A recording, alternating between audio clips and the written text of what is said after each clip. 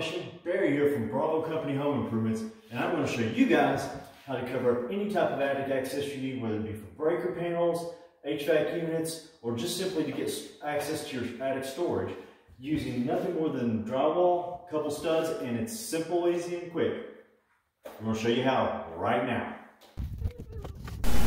So for the purposes of this video, we've gone ahead and pre-cut the lumber down to the sizes that we need. Each individual project will vary in size, so your pieces will need to be cut according to your lengths. For our project, we've cut them down to roughly 5 foot 2 inches for the 5 foot height and 22 inches for the short sides. Okay guys, so the first thing you need to do is you're going to need to put out two 2x4s, at least for this size here, which is approximately 23 inches wide by roughly 5 feet high. Alright, and you're going to lay your boards out in this configuration here, with this being the bottom. Alright, so what you'll want is to also add another piece of, whether it be 2x4, 2x6, whatever you want here, and this is what the door frame or the access frame will actually rest on. And then what we'll do is we'll go ahead and attach these pieces of lumber together, and then we will test fit to make sure it fits in here.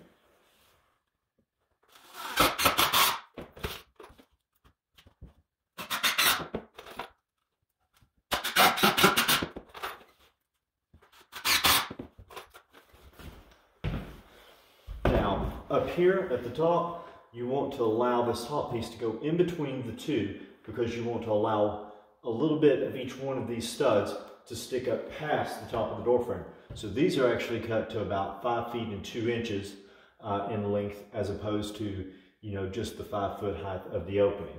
And I'll explain to you here in just a minute why we want those to stick up.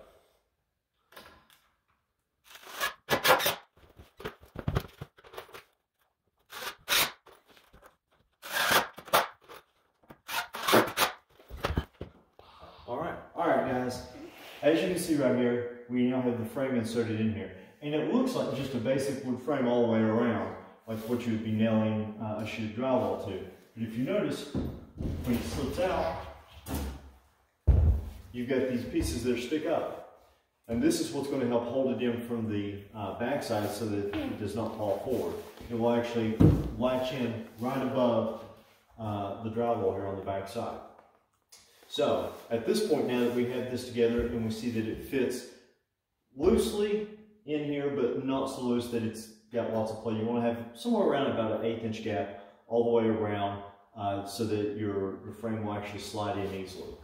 So we're going to lay this down now, and we're actually going to go ahead and attach the drywall to it. Alright, so we're going to go ahead and take a sheet of drywall here, and we're going to lay it down on here. We want it to lay down where the top piece is covered, but we still have these exposed, because remember, these are actually going to slide in behind that piece of drywall there. Now, you want to have as even of a gap all the way around as you can. And what you want to do is you want to make sure that down here on the bottom side, if you look down here on the bottom side, come on, bring the camera over here where we can see here. If you look here on the bottom side, you want to have it where you've got just a little bit of a lip here. If you notice, this rounded over edge of the 2x4 is exposed, and that's what you want. You want it somewhere around there. That way your gap is even, and you're not actually resting against other drywall. You're resting wood to wood versus wood to drywall. So you want it to be like that. So now that we've got it all centered up all the way down the sides, where it's pretty even, we're going to go ahead and use a couple drywall screws and attach this near the edge. You want to go near the edge for this particular project. That way your trim that you use to trim this out with will be hid, or will rather hide the screws.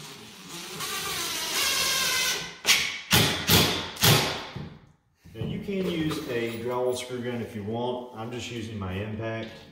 That way I just got a little bit more control over the size of things.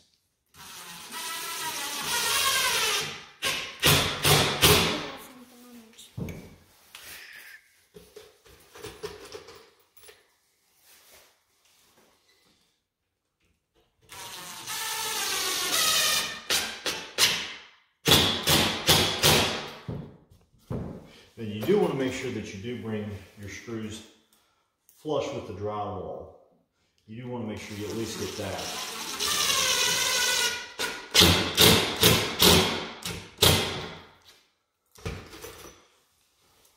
That way they're not protruding up and causing the trim to protrude.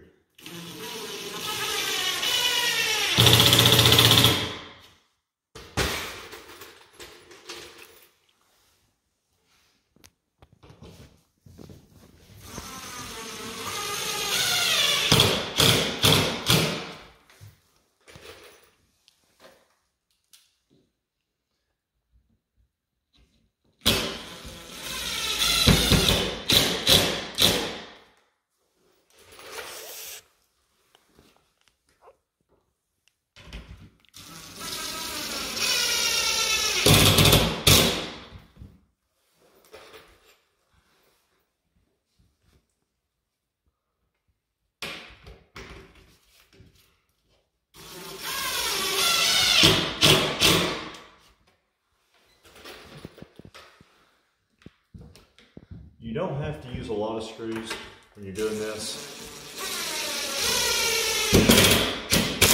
You need enough to hold it on there securely so that there's not a whole lot of play, but because you have no actual mudded seams on this, it doesn't have to be super secure to the point where there's zero flex in it. Alright, so now we're going to go ahead and we're going to test fit this framework here with the drywall, make sure everything fits up nice and snug, and that we're ready for trim then. Alright. You can see here on the back side, just plain and open. Alright, so now you'll see I've gone ahead and scribed out some lines here. I went approximately 2 inches down from the top since we have a 2.5 inch piece of trim. This allows for only a 1/2 inch of overhang at the top. And you don't want a whole lot because the deeper the gap or pocket really that you're creating for this drywall to slide into, the harder it's going to be to pull this off. So you want to keep it just enough to keep it from falling in, but not so much that it's going to bind up and possibly pop your trim off. So we're going to go ahead and center this piece of trim up on here now, and we're going to shoot it on with our bright handle.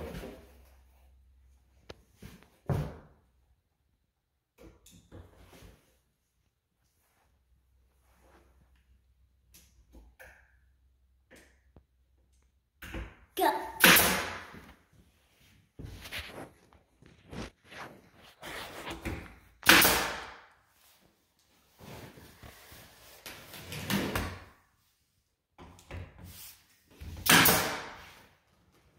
Okay, now we'll go ahead and put one of the side pieces on here.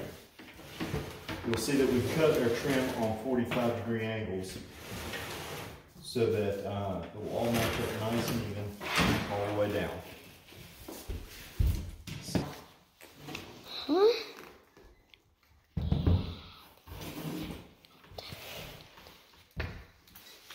Again, using the same lines to center things up.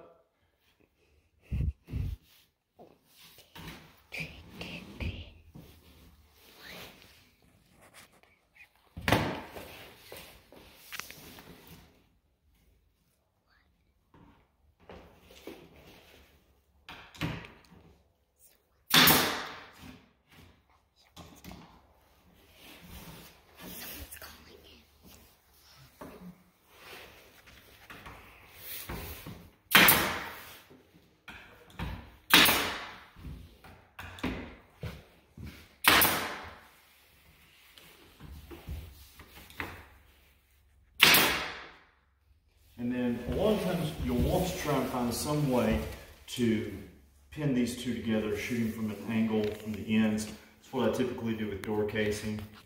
On this particular type of trim, which is kind of like a chair rail type, a pin nail, like something to, like a 23-gauge pin nail, shoot through here, and that won't split, but that will give you just enough to kind of keep these things flush.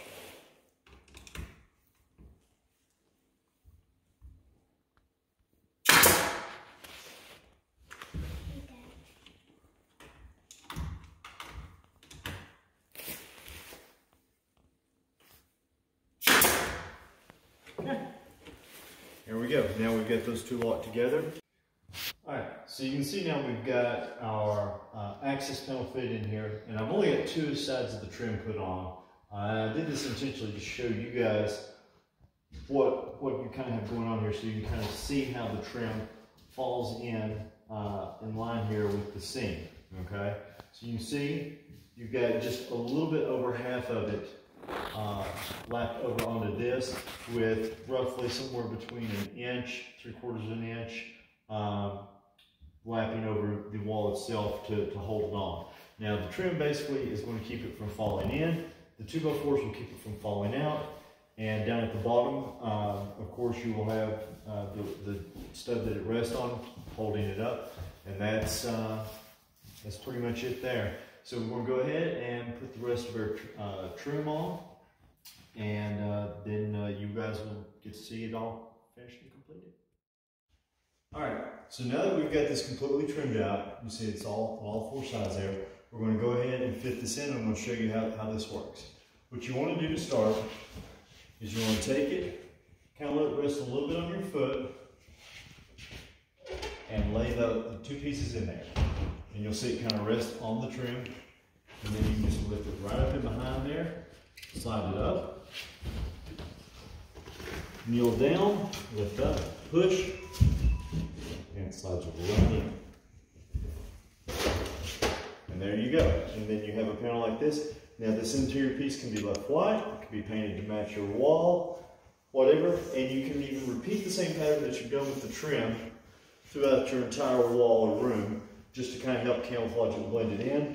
And it looks just like a wall panel then, until you go to lift it and slide it out to gain access to your room.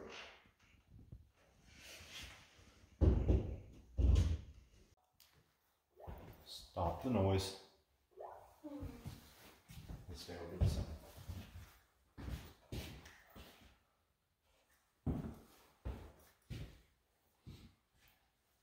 Alright, you can see now we've finished putting the trim on our panel here.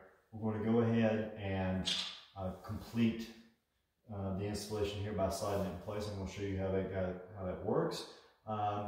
It's very simple. You just pick up on the sides, letting the trim slide right along it. Slides right up. You kind of hold it with your foot there and kneel down. Pick up and push in and release, and voila! And you can see it's not going to pull out. It's very safe. It's very secure. If you want to remove it to gain access to what you need, you just grab a hold of the bottom, lift a little bit, slide out, and drop down, and then it can come right out. So we will lift this right back up and put it right back in place. There we go. All right, Bravo Nation, well there you go. If you have any questions about this, you can feel free to shoot me a message on Facebook at Bravo Company Home Improvements or on my website at BravoCompanyHomeImprovements.com. All right, there you guys go.